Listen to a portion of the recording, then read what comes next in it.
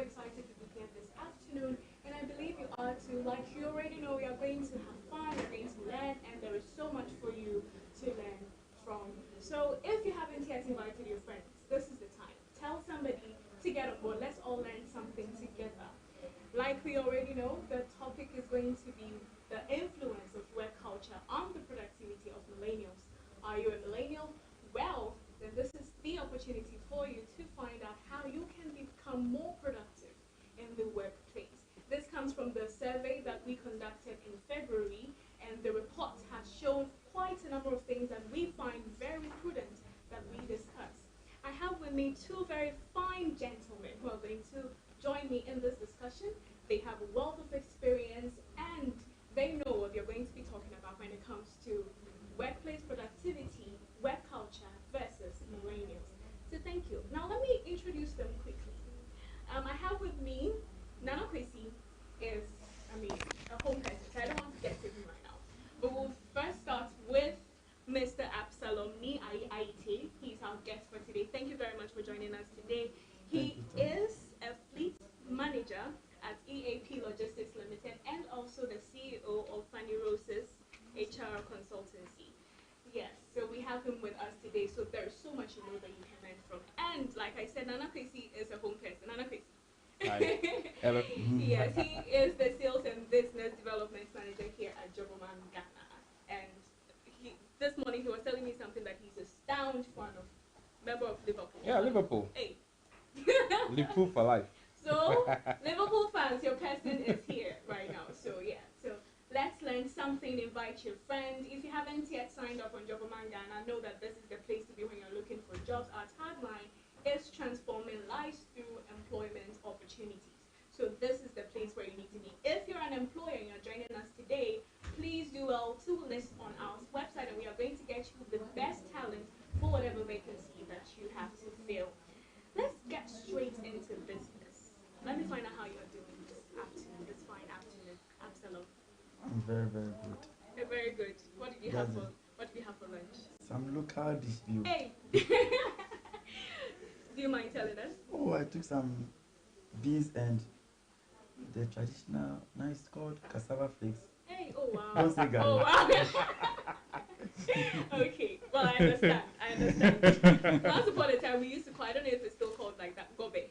Yeah, Gobe. Is it gobe? So. Okay. Gobe is international. Oh yeah. That's fine. Nana Kwesi, what about you? Well, I had a good lunch. That's all I'll say. I just had a good lunch. That's awesome. Okay. I had a good lunch. So today we are discussing work culture, the influence of work culture on the productivity of millennials.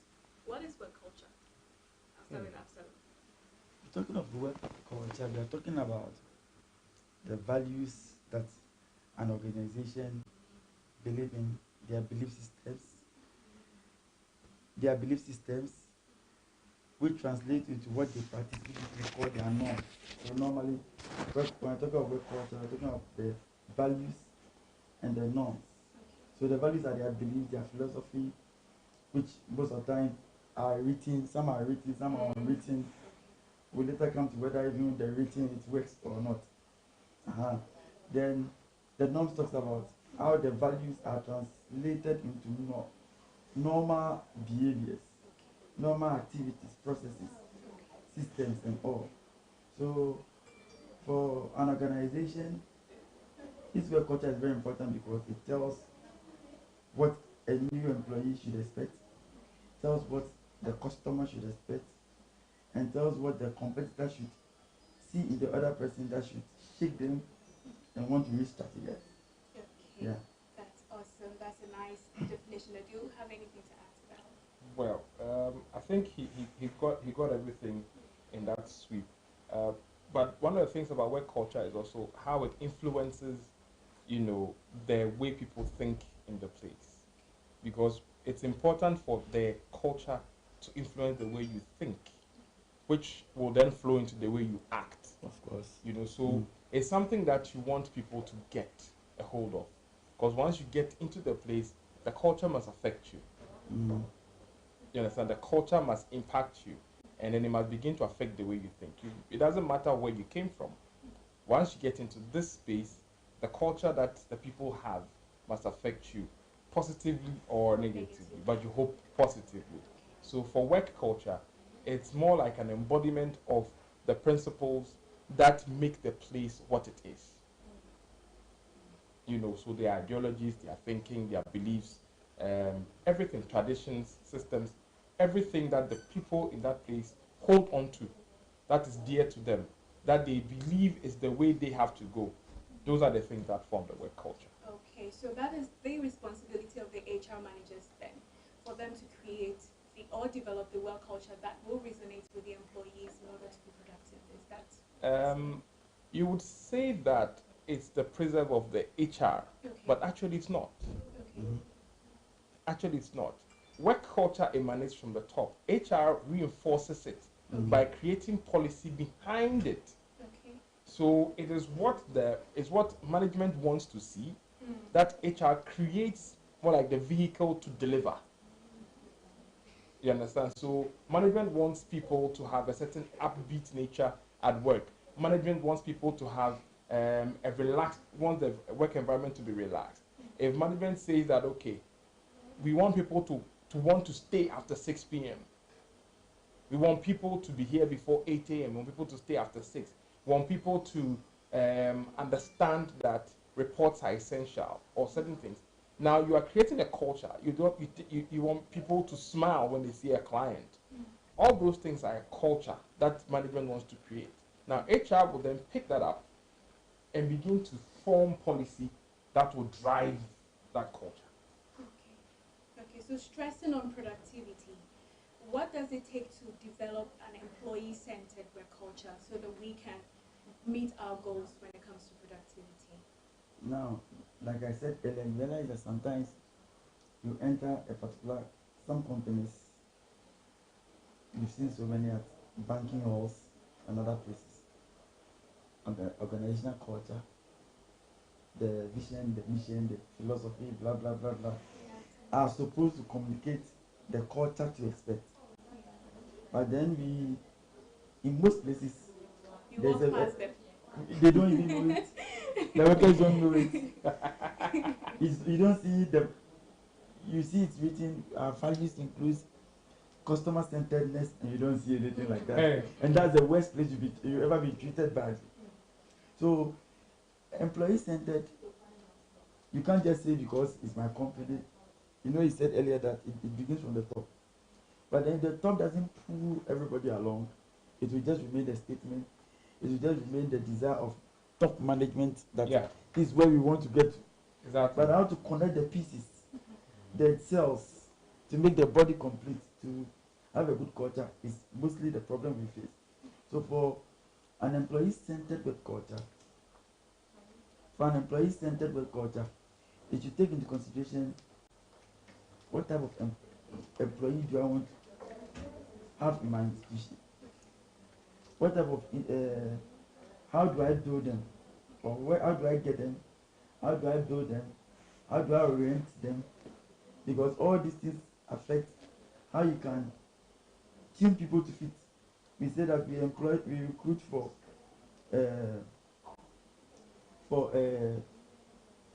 attitude, and we train for competence. So if these two things are being worked well, you realize that you get employees who value a good culture and want to flow with you. And also because we need it to be a win-win.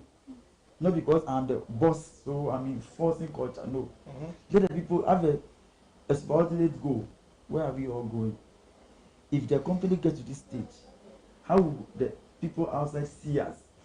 What do we all want to achieve and smile about? And when these things are in unison in terms of how I see it, how you see it, how we all see it, then we all move towards it. Because human beings are such that because of how we are, that's why laws have to be put in place. Being left to our fate would have been lost unto ourselves. Definitely. So we should be mindful of the people who you want them to conform, so that they must have a gain in it. So we all if we achieve this work culture, I think it's going to benefit me as an employee. people don't care how much you know Mm-hmm. until they know how much you care. Yeah. And when they get to know how much you care, they will follow you to get believing in you to get to where you want everybody to get. Okay. Yeah. So then this brings me to the question: does it influence your hiring decisions? I mean, Yeah. would you? I think people, like he said, you hire for attitude and you train for competence. Okay. It is something that they look for. For every organization, HR is probably looking for somebody who fits their setup, Okay. not somebody who will come in and they will have to struggle with. So generally, HR, for the function, will be looking for, okay, we want, even if they say, okay, we want a front desk person, the culture here is that front desk smiles, front desk understands maybe two languages, front desk is able to juggle with certain other competencies, and then front desk is a nerve center. And so we want somebody with a certain kind of personality. We want an open personality, not a closed personality. All of those things is because of the culture of the place. So you will see that HR will, as they are interviewing, they are looking out for people who have that attitude, that personality, and that is why they will go in that direction. You probably say somebody came in with more competence, but they want somebody who has the right attitude mentally and also, professionally, who will fit into what they are doing. So they would want that. So yes, it does affect hiring decisions. Okay, but I'm sure someone would want to know what are some of the general criteria when it comes to recruiting for attitude. For somebody who is, do you look at personality types? What exactly do you look at? Should the person be? What if the person doesn't smile all the time and is used to not smiling all the time, Okay, but she needs the job? That is why I sometimes I have problem with this one fit all approach to recruitment. So you want to recruit a soldier, you use a particular battery, as in a particular aptitude test. Every role and the type of test you want, you should use. And sometimes you look at what do I want, what is unique to my institution. There may be competencies required for a particular industry, but that being the baseline, what is the specific and unique thing about my culture which should stand out in the person I want to pick? Then that will fit into the particular thing you want to use to elicit that from a potential employee. So HR is key when it comes to things like this. But then whoever occupies that role should have a broad view, a big picture about the culture we want. Not because we want a worker. Because in recruiting, what happens is that if you're recruiting 100 and you make mistake in 10, you have 90% success in recruiting. If you're recruiting 5 and you make mistake with 1, just 1 is giving you, I think, 80%.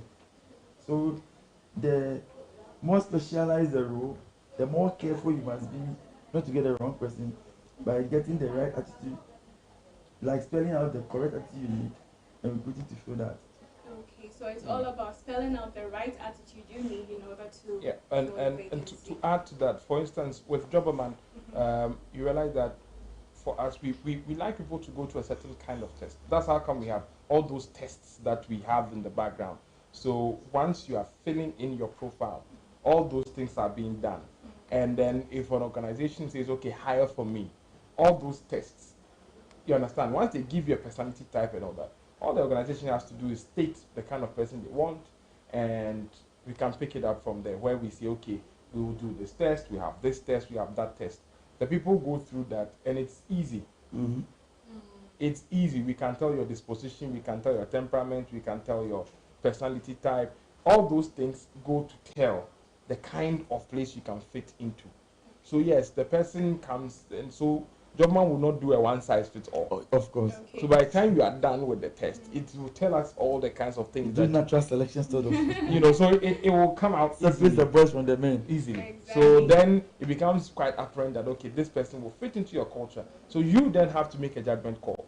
Okay. Then that's all awesome. This is why we tell you if you're a job seeker, then I don't know what you're doing if you haven't yet signed up on Jobberman. And if you're an employer, Jobberman Ghana makes it easy for you to sort out the kind of people that you need for your vacancies. That's awesome. But like we stated, we are going to focus on the millennial reports that we came up with.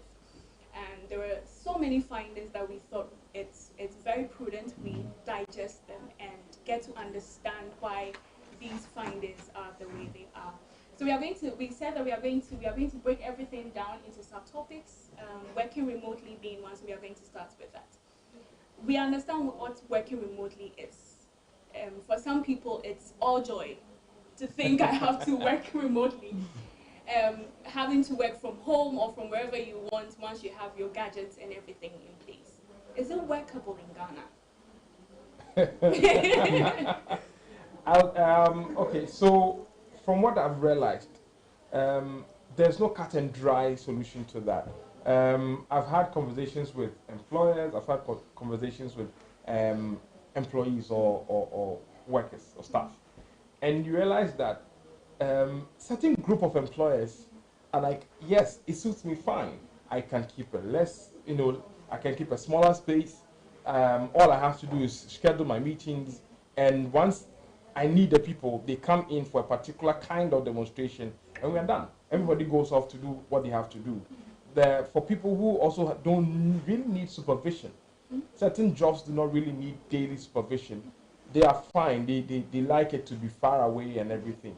The reason why it's not workable in certain institutions is because those are more hands-on practical activities. So it will not be very possible to do remote working.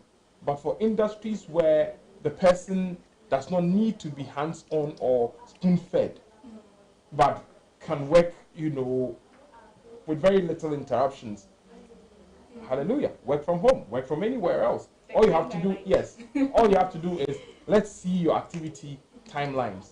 Let's see you being productive. Let's be able to follow what you're doing when you say you are doing it. So the milestones, the timelines, and then the activity plans are all integrated, so that at any point in time somebody can follow what you're doing and tell that you are being productive.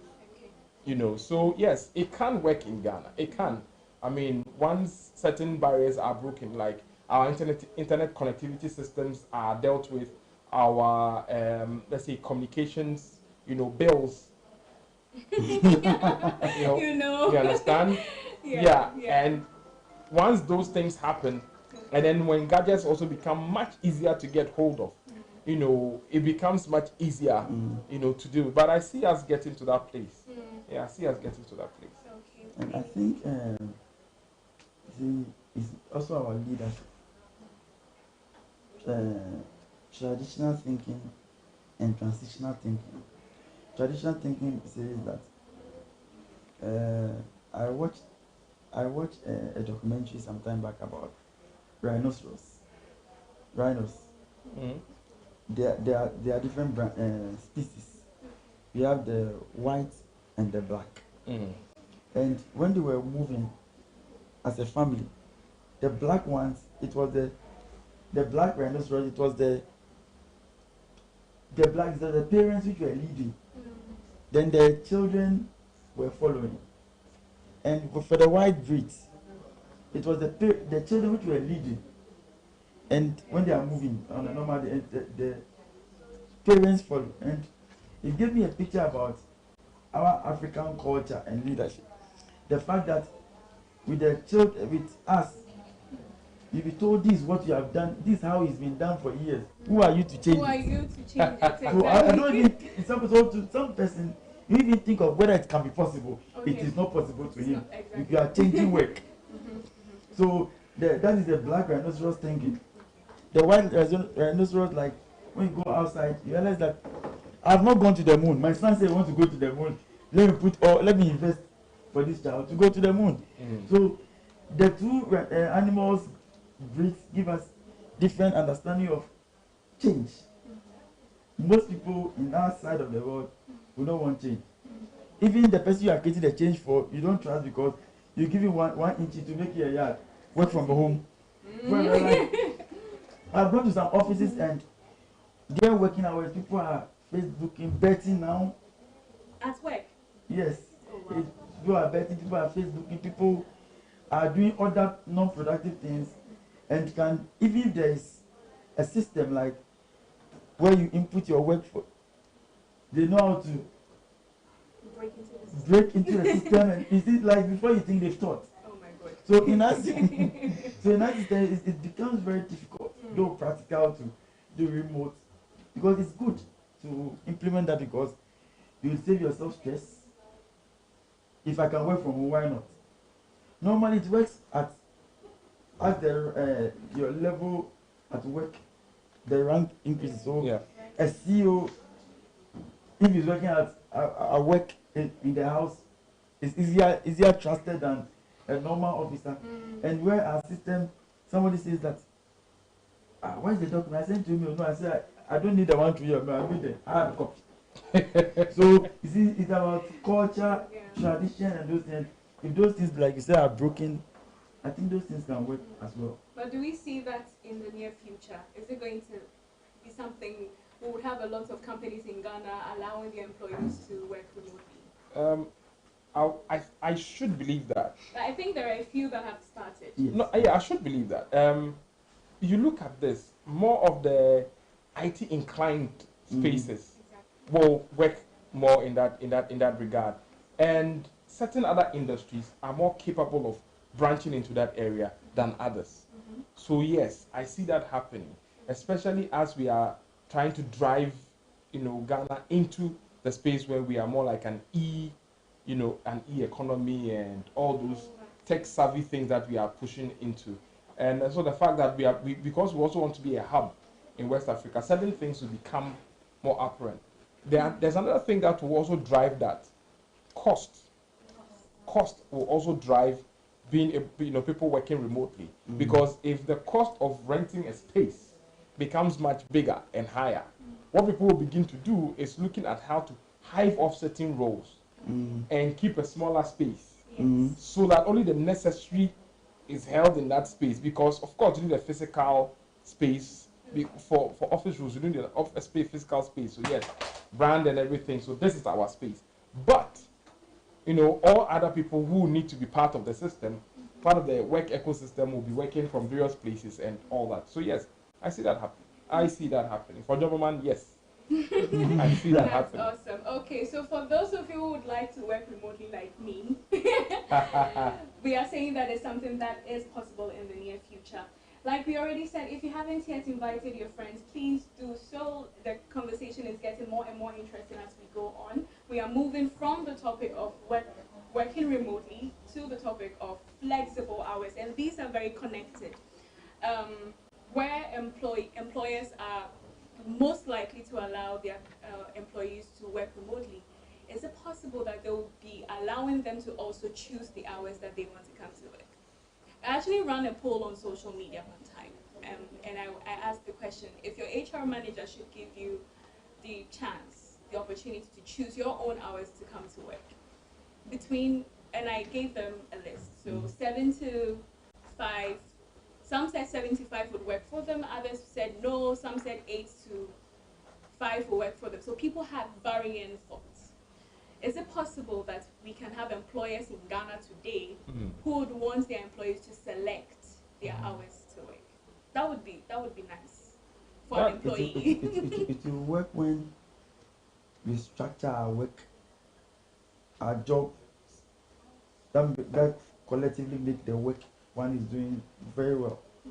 So I'm an IT officer. I'm a sales manager. What are my duties? I worked somewhere and there were issues of the salespeople, about 5 salespeople, and there's one person who always comes to work very early, leaves very late, and at the end of the month he brings in nothing. Oh. Yet there was this guy who he won't come on time. Even the week you see him 3 times coming to work and provide the result. So you ask yourself, which of the 2 do you need? Are you getting it? Yeah. Because work is about results. Exactly. So sometimes in trying to balance these two, you must be careful because flexible working hours, if my job is to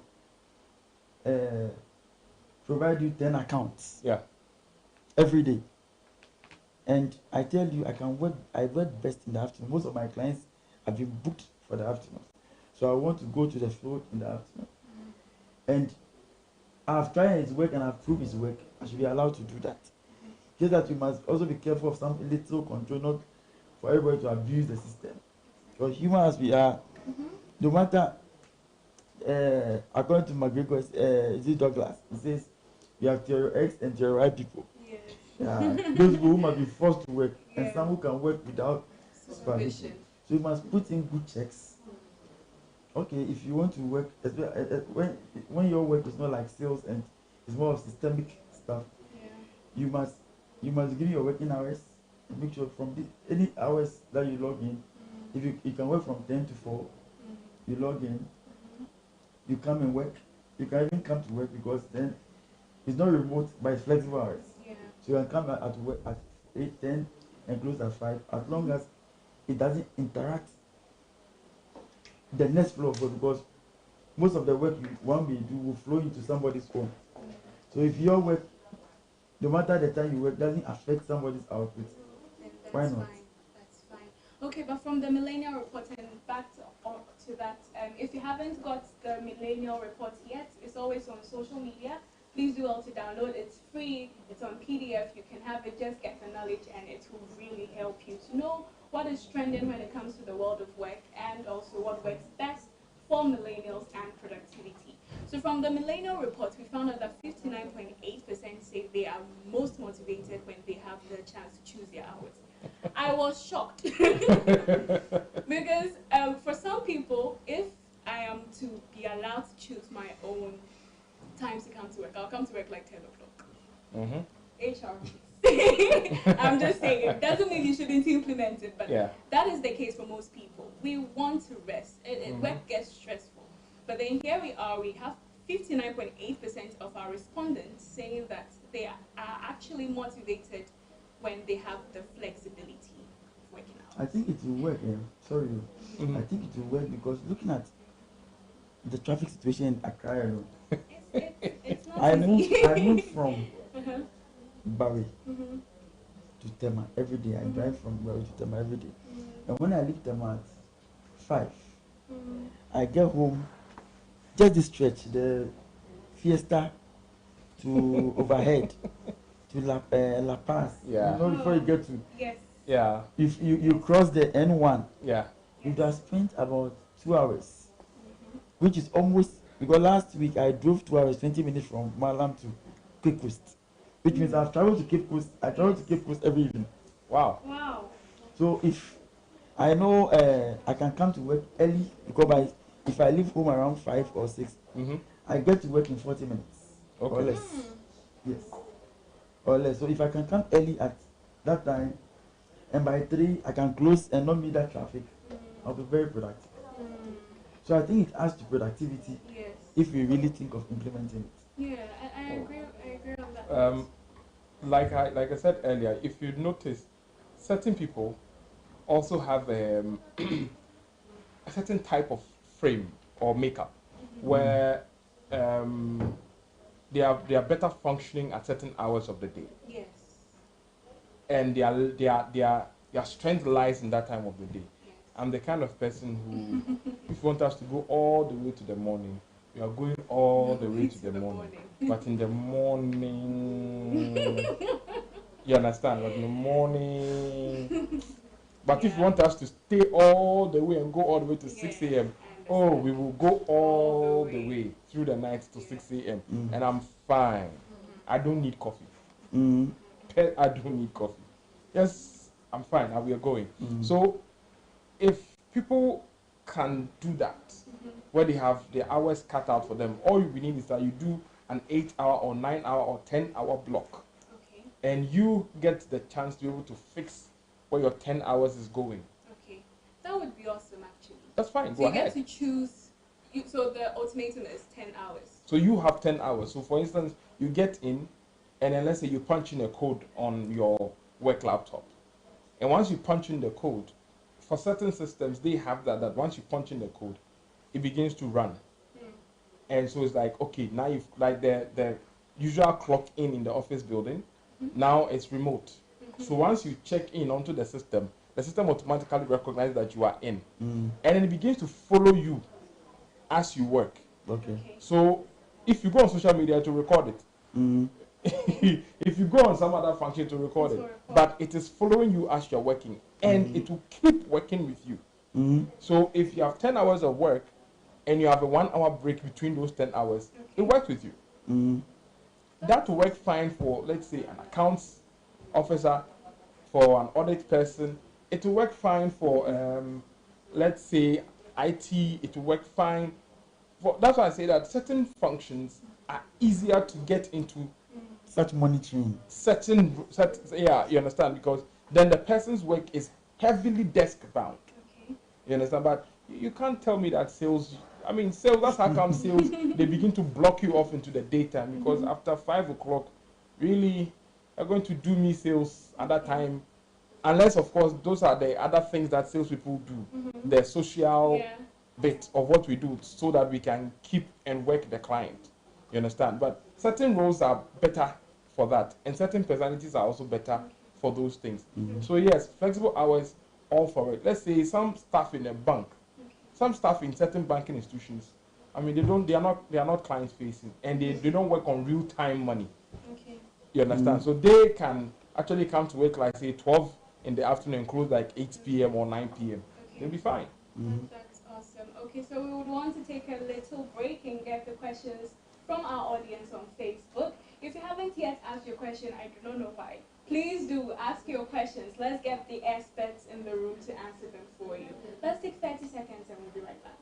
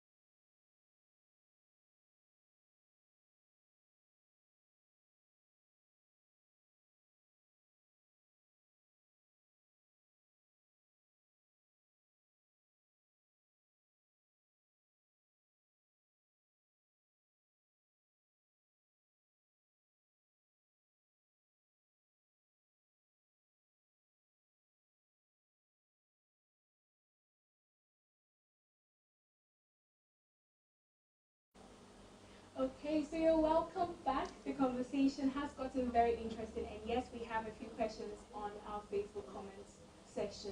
If you haven't yet sent in your message, please kindly do so whilst I am reading the few that we have. So we have one from Jackie Bill, if I haven't gotten the name wrong, Jackie Bill Iraja Wilson, and she's asking, how does cultural diversity affect productivity? How does cultural diversity yes. affect productivity? Okay, so this is work culture, and we're talking cultural diversity. Now, these are like one fits into the other, but cultural diversity itself is a whole different subject. You understand? But in work culture, the thing is that we don't want to have twin cultures in the workplace. We want to have a single culture. Okay. So in work culture, we are creating a uniform culture. So we are all moving in one direction. The moment you have diversity, what begins to happen is that people begin to choose their own orientations in the company or in their place. Then you are going to have dissenting voices. Then you're not going to get to reach your vision or your goal. Then you're really going to suffer to reach your target. So usually, when it comes to work culture, you don't want variables. You want uniformity.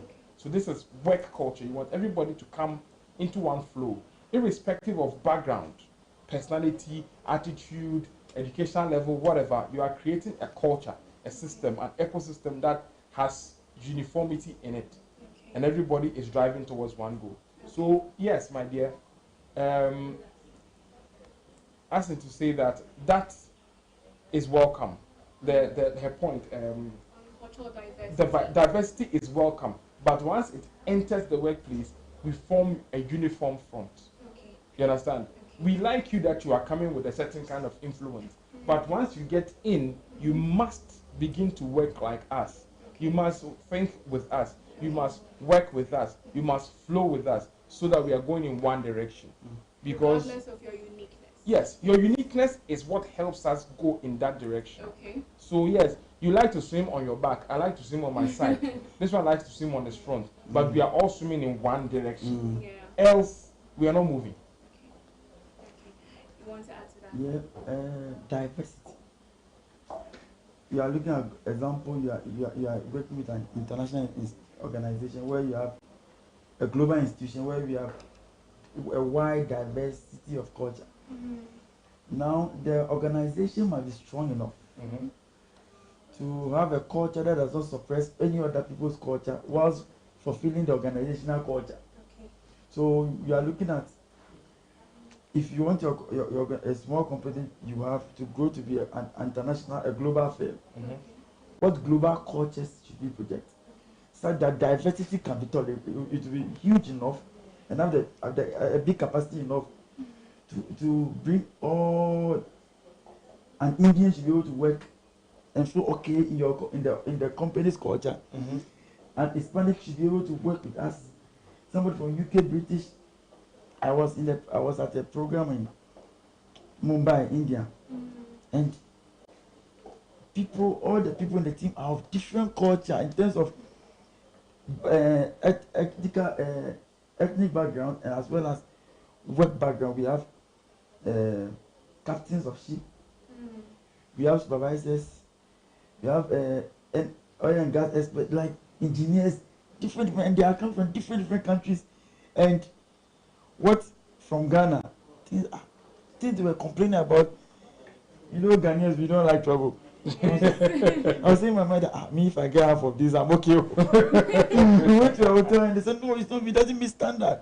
And I was looking at a place that is not like my house. But yes, it doesn't meet standard. So sometimes the culture should be strong enough, broad enough,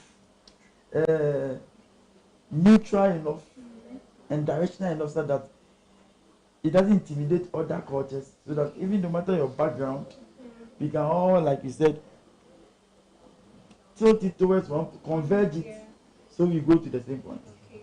Well said. Jacobo, we believe that your question has been answered. We have one from Michael. Michael has a long one. He's saying that, I think flexible working hours, like working partly from home, is not yet within our domain because most medium-sized businesses do not have the right tools to effectively measure productivity. Would you recommend working from home for an institution like yours? At least your company is very well set up. I believe this question is directed to Jobberman Ghana. Yeah. Would you recommend that? Oh yeah. Okay. So let me put it this way. There are several parts of Jobberman that can work from home. Okay. There are several parts of us that can work yeah. from home. Hi, Michael. But Jobberman is actually in several African countries. Okay. We are in Nigeria, Kenya, Tanzania, Uganda, South Africa.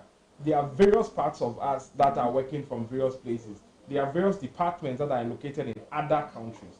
So we are actually working remotely already. Yes. So yes, you don't see the person, but we keep track of each other's work. Okay. We have something we call Slack. Now Slack is more like an informative tool that allows everybody who's working everywhere to be able to keep in touch at the same time. Yes. So we are working in real time. It doesn't matter the hour the other person is on, we are all together. Yeah. So yes, we can. There are other institutions that can also equally go remote. Okay.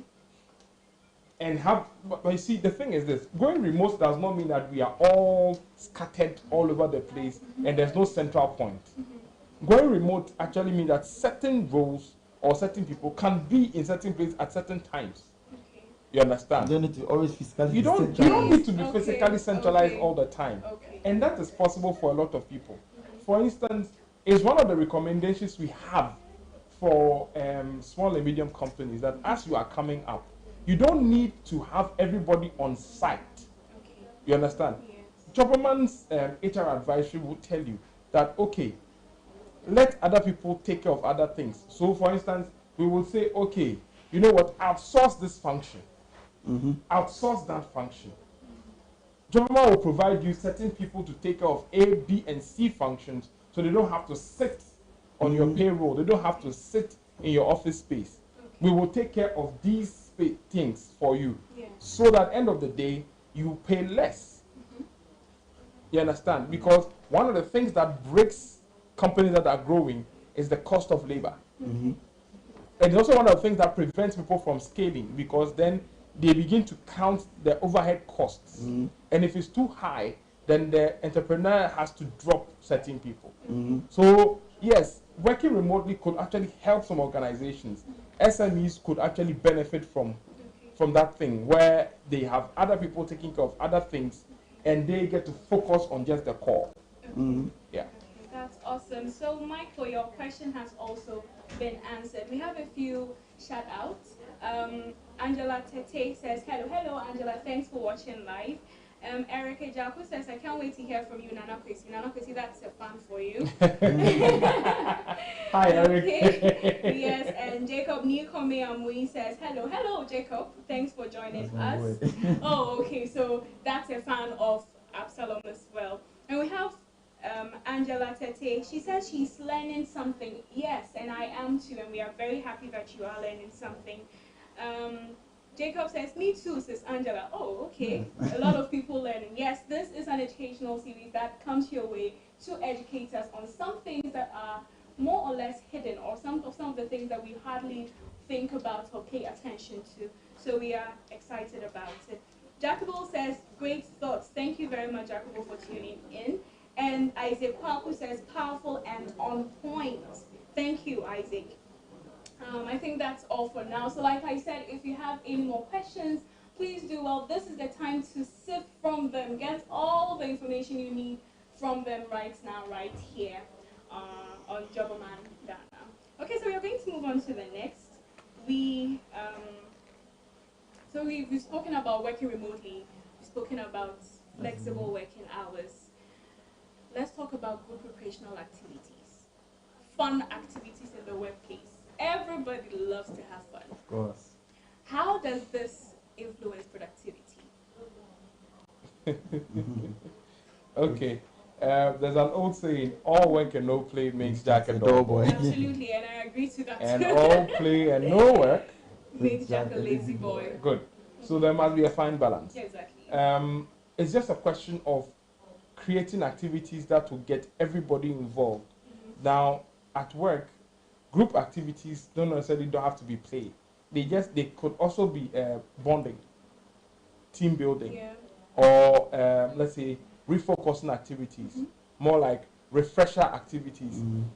All these are different types of things that the organization can engage in. That, I mean, Jobberman is HR biased, so yes.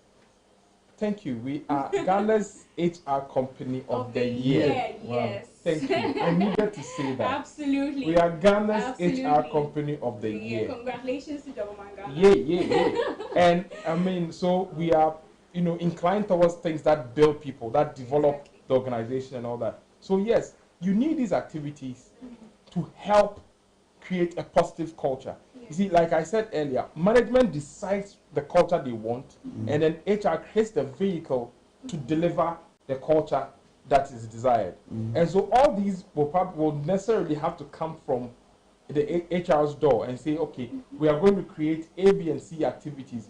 So let's just say that every Friday at 4 p.m., HR say that because we want people to be able to speak to each other or relate to each other, we are going to create a game. And the game is not just for people, but a game where people have to talk to each other. We are going to create a speakathon. So I say one word, you say the next word, you say the next word, or we are like relatable words. So if I say spoon, you say bowl, he says fork. Somebody says ladle, which means that we are relating to cooking or eating or something like that. You can, all of this is just to create fun, but actually you are just trying to pull people into a circle where they relate to each other and they open up to each other. You could take people from various teams into a group and send them on a particular mission or activity. So all of these things that you're doing is meant to foster that working culture and also meant to break stereotypes. Now, for instance, there are certain places where managers don't mix with staff. Managers do not mix with staff at all, like a military camp. So everywhere you go, they're like, okay, managers get their lunch, staff go for their lunch. Of course. You understand? Then you have a situation where there's a manager's canteen and there's a staff canteen. There are places where there are certain things that is as if seemingly to be classes, you understand, but all of it you're trying to create a culture. Class system. And once you do that, you're actually creating a culture. Once you have that, it's a culture you are creating by itself. You understand? Like when in the animal farm where you say that Joneses. 2 legs good, 4 legs bad. All those things that you are doing, all those activities that you are working with, you understand, is creating a culture in the place. So the activities, the group networks, the systems that you are putting in place, all those games and various things that you are creating, the teams, the multi-departmental teams that you are creating for assignments and things like that, all go to build the culture. So these are very important. They are very necessary. If you want to build a positive culture, you need to encourage some of these things. And the fun is that important because if you study carefully, you realize that most of the active part of your day is spent at work. So the law, even when it comes to the Workman Compensation Act, you realize that it even defines and explains the fact that an hour to work and an hour after work is part of working hours in case anything happens to it, so anybody. So you realize that work starts from your bed, on your road, and all. So if then you come and spend time with people physically. So if that environment is so tensed, and I always fight you. You don't understand me, I also choose not to understand you. And we are always fighting. How can we survive? It will give us health problems. So creating that fun and recreational environment helps people to break some negative perception they have about some other person. Hey, this girl, I thought she doesn't know how to, she doesn't like people. And so I engage her in that game. And I realized, oh, she's not what I thought. So a company decides or a department decides to go a time out. So the sales team decided to go out. I remember one time, I think 3 months ago, my boss decided to do time with MD. So you choose a department, you choose a restaurant of your choice, takes you for a lunch every Wednesday. He did it for all departments. And in that meeting, we are not talking about work. If you raise anything work, you shut up. So I'm talking about Charlie, the singles, when are you marrying? Why? So he brought the topic, should you welcome to your account. When you are marrying somebody, when you are married, should you share the same account? And it was an argument over fufu. Over fufu. Like, hey!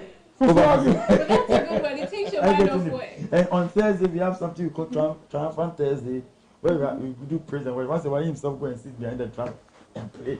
Oh, wow. And everybody knows Friday, Inspirational Friday, we watch a video, inspirational video, we discuss. That's nice. Tuesday is for teamwork, all departments come and judge about.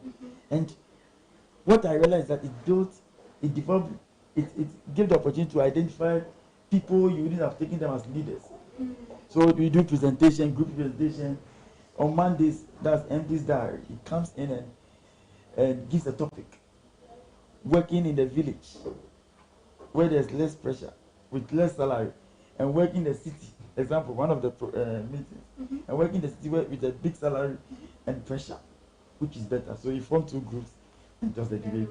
So it gave opportunity for people to connect, and now people as low as a cleaner, excuse to say, is able to do presentation. That's Wow. good. Because everybody does presentation. That's good. So he's part of a group, the cleaner front, everybody. So you see difference. He's always with the team. He can come and eat with everybody, and the team is working. So you develop leadership, you break perceptions, you break interdepartmental, intradepartmental conflicts. When those things are abound, what happens is that it affects productivity. So where the culture is such that everybody can have fun with anybody, you tell you, my boss believes that when we are working, we work hard and we play hard. So when it's fun, you don't come and bring work, you blast you. We are playing, and it works. Okay, that's awesome. But let's talk about millennials in the workplace. You know, there is that preconceived notion that for a millennial working at the workplace and the HR manager allowing for recreational activities, the millennial will not work. Is this true about millennials? Why is it that most millennials, and I fall within that category, are associated with too much fun that sometimes we are perceived as not hardworking enough? Okay, I'll put it this way.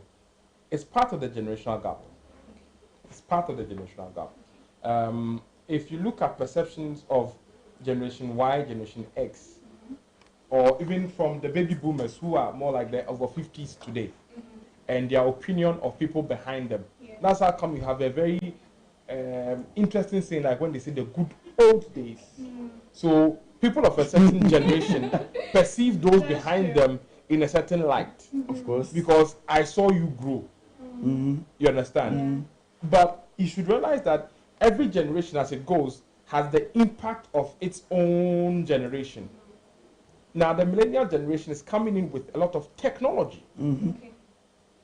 Now, previously, the previous generations, technology for us had to be hard, had to be tough, and was only meant to stretch your mind in a certain direction.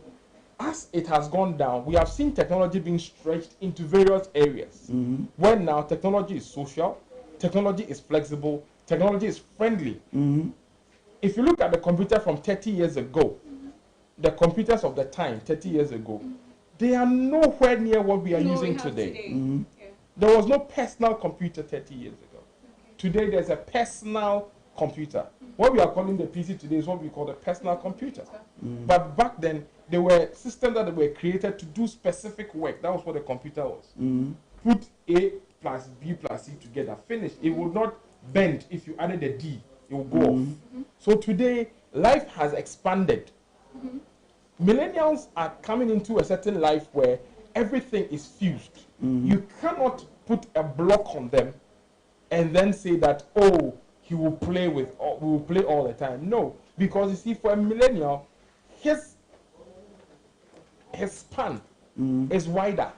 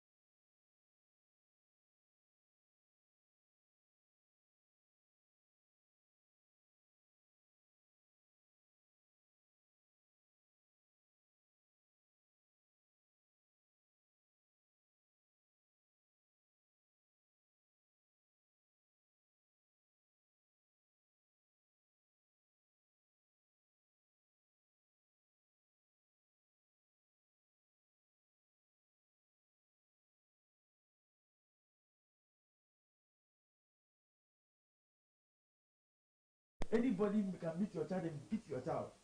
You know, and Yeah, so that's how it is. So let's go on for a quick commercial break, and when we come back, we'll continue on the topic. Thank you.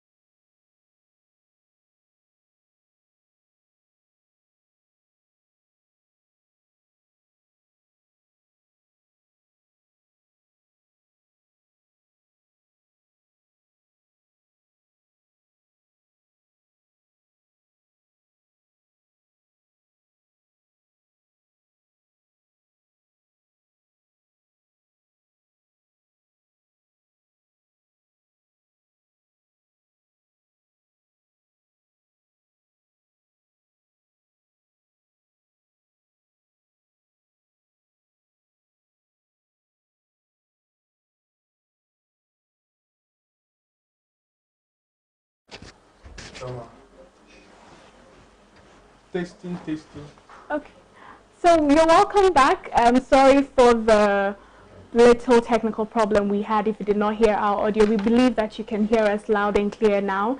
So we are going to zoom right. We've already exceeded time because the conversation has gotten so interesting. So we are just going to take our last question and then allow our experts in the room to give us their final words. So the last question. We've moved from the 3 subtopics we already planned to talk about. Let's talk about health programs. These are all parts of creating the employee-centered work culture in order to boost productivity in the workplace. How do HR managers intend to incorporate health programs into boosting productivity? We realize that in organized institutions, what happens is that most of them have health policies, where company bears the cost of medical treatment. Apart from that, the effect of this is a cost to the company and also affects the productivity of workers. So it's to the best of companies to have in place such health programs that will help their key staff, like their workers who are producing for the company, to always be healthy. So some companies I know do regular breast screening for their staff, including the men. I've gone through one for men before. Oh wow! They screen everybody. Some once in a while put families together and do a talk for family. In terms of their health. And some also organize once in a while. They go to this Ebri, what's the name of that place? Every botanical gardens. No. When you go to Pedrasi. Oh, okay. Do the funny side of it is that after you finish, they climb and come and settle, then they get some drinks. Yeah. And spoil add with kinky. They add with kinky. Oh yeah. So that all these are to just keep the employee strong. Once they are strong, you reduce the cost of health budget for the company. So it's good to have in place good health practices. Also, once in a while you can bring medical teams to come and check on their BPs. And also it should be, there must be a form of health challenge. Today we are going interdepartmental games. Holiday, we go out as a team. It brings attention, as we said earlier, and also keeps everybody healthy. And a healthy mind makes a healthy life and make a wealthy pocket. Wow. Healthy life makes a wealthy pocket. Yep. Any words for us, Nana Kwesi, on this? Well, the point is that the programs that you create, these health programs you create, are meant to keep your staff healthier. The healthier they are, the longer they stay at work. The longer they stay at work, the more productive you get them to be. So coupled with all the other activities that you put together, you are looking at how to make your staff, more productive. The end result of all of this conversation is getting people to be more productive. And if you are giving them healthcare, creating health programs, making healthcare a conscious part of the culture you have in the workplace, then it means that you are promoting a certain sense where the people know that they have to be together, like put together properly, be more healthy to be able to achieve the aims that you are working towards.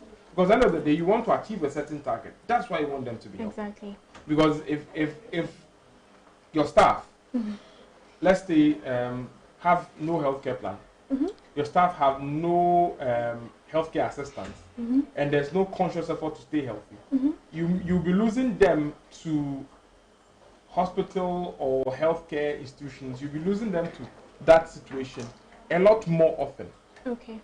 And that will cost you eventually.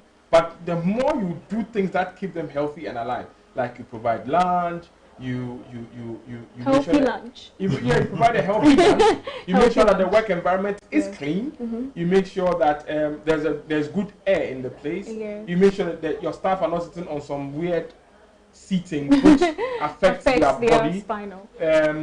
they have the right, so that's the right furniture, the right ambience in the room, all the things that you are doing, besides certain initiatives that are supposed to promote them keeping a healthy lifestyle. What you will be doing is that if you all these things are absent, your staff are more likely to fall ill and cost you money. Exactly. Than if you were to put all these things in place. Because if you do put all of them in place,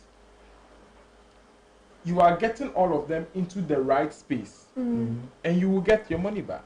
Of course. Exactly. Wow. I've seen instances where a staff fell from a chair, and since then she was having some issue with Oh, that's a lawsuit. She said she lost her strength as a result. So every time she was going to the hospital, so she resigned based on advice of the doctor and sued the company. That's a lawsuit waiting to happen. And I think that was 4 years or 5 years ago.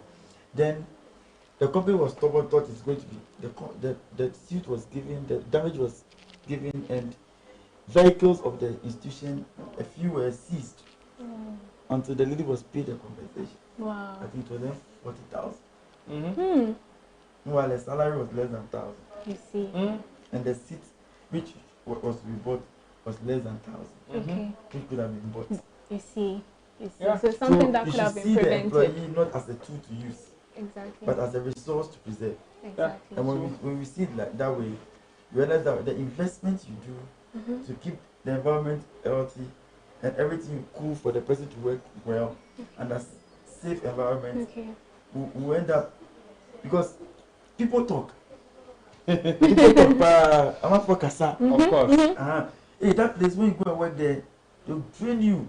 They suck all your energy, you know. Yeah, and it doesn't give a good story about your company out there. Some companies, you know, we have in Ghana, there are some companies that have some negative names. This company managed by these people from this country, they abuse workers because they know that perception. Yeah. It may be wrong, but yes, but that's okay. So please, HR managers out there, see employers as not tools but as resources you need to preserve. This has been an awesome conversation with you. Do you have any final words for job seekers and also employers out there who have been watching this? From the Jobberman side, I'll say, well, for employers, yes, come talk to us. We will help you out with any kind of situation. If you want us to help you create a positive work culture, that will help you retain your best staff. Because one of the problems that people have, or one of the things that make organizations stay small and not able to scale up, is losing good staff. If you keep losing good staff and it's like you keep restarting your phone, you can't use it. Yes.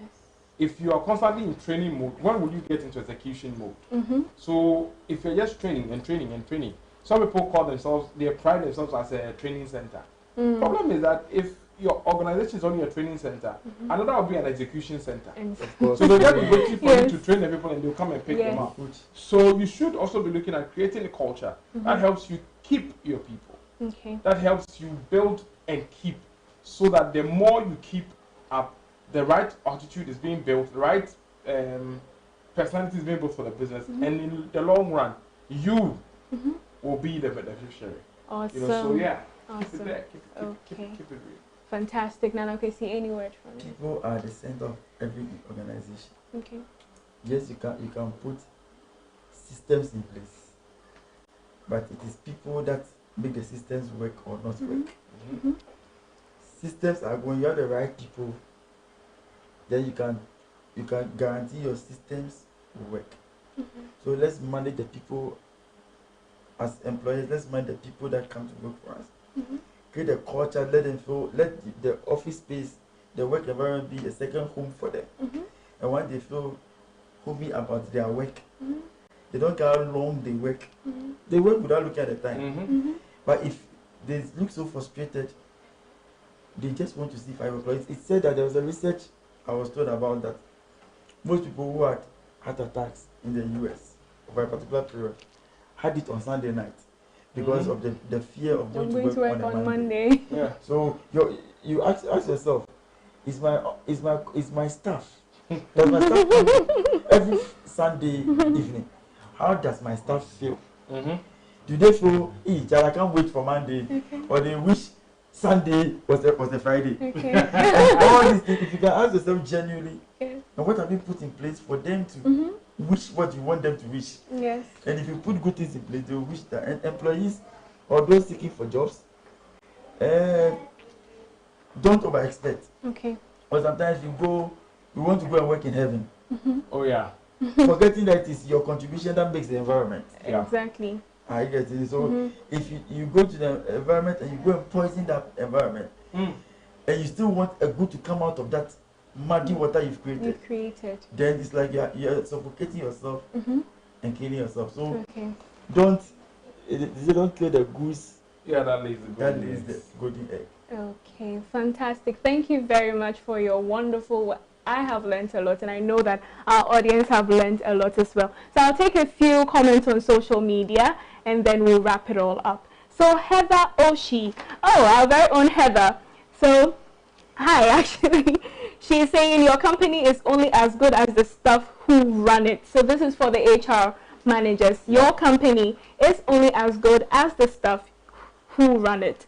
Jobberman Ghana HR professionals all the way. And yes, we are HR Company of the Year 2019, so we are super excited. Go Jobberman Ghana for winning the award as HR Company of the Year 2019. Collins S. Botche is also saying, Jacob Nii, I see you okay. We also had a comment from Erica Apia, our very own HR. She has taken away from what we have been discussing so far, recruiting attitude, what you mentioned. So thank you. It's been an awesome conversation. I know that we've all learned. If you have any more questions, do well to send them to us. Even though we are wrapping up, we'll still do well to answer each one of them. If you haven't signed up on Jobberman Ghana, please do so. Get the jobs you want. If you're an HR, you want us to list for you, we'll do that for you, and also provide other trainings and for you so that you can get the best out of the people that you're looking to recruiting. Thank you very much. My name is Thelma Martina Parker, and it's been awesome having you listen and watch us. We will come your way once again on the 29th. Please note, on the 29th with another educational series. I am not going to tell you what the topic is going to be.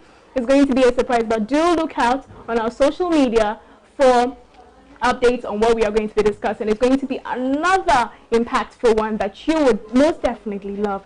Thank you for listening. Thank you for watching. Invite your friends, and we'll see you on the 29th.